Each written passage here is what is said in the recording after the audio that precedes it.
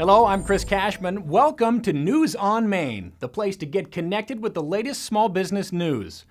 It's the story making headlines everywhere you look, the lending crisis.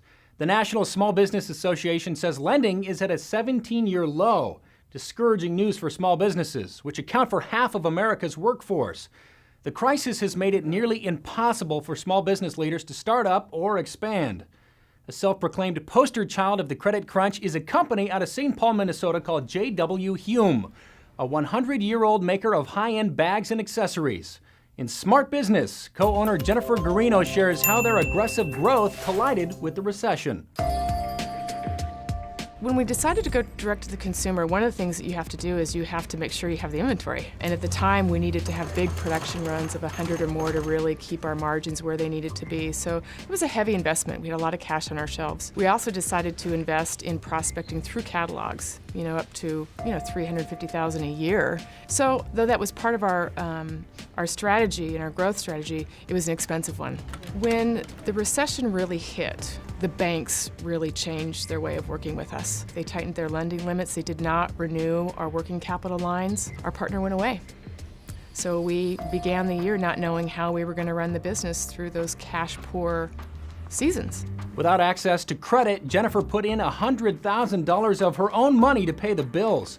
And her business partner sold his collection of vintage cars to keep the business afloat. We really put ourselves on the line, and always with the intent that we were going to turn this around. We weren't going to walk away from this company.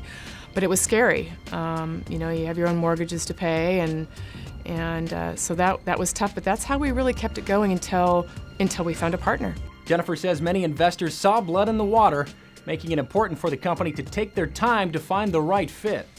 We had companies come to us or investors come to us saying, why don't you just take all this stuff to China? Just make it in China. Geez, your margins would be 4 times as much. And for us, it was like, well, this is not going to be a partner that gets who we are. We were really looking to find someone who was going to help us restructure our debt by providing working capital and work with us to work with the banks to recapitalize, but who wanted to be a long-term partner. So in the end, our partner brings much more than just money. They bring expertise that we don't have.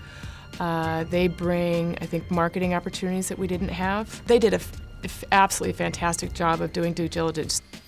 You can read more about the specific steps J.W. Hume took to turn things around in our highlighted article, Bringing a Business Back to Life, right here on Business on Main.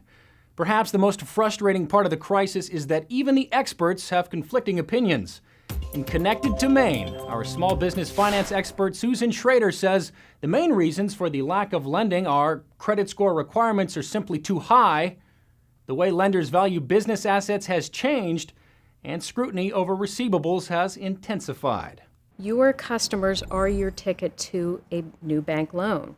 But if they don't pay their bills on time in less than 90 days, banks are not going to lend against those receivables. Even though bank lending is bleak, on the flip side, Susan says angel investors and venture capitalists have deployed more money this year compared to last.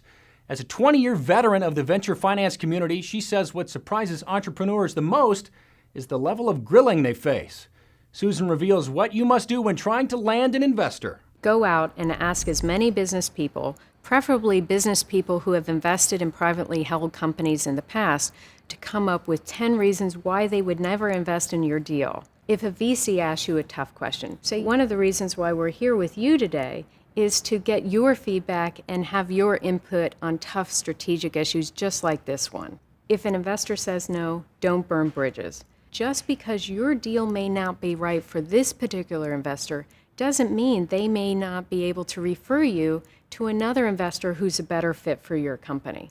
Also in the news, the 2001 Economic Growth and Tax Relief Reconciliation Act is set to expire by the first of the year.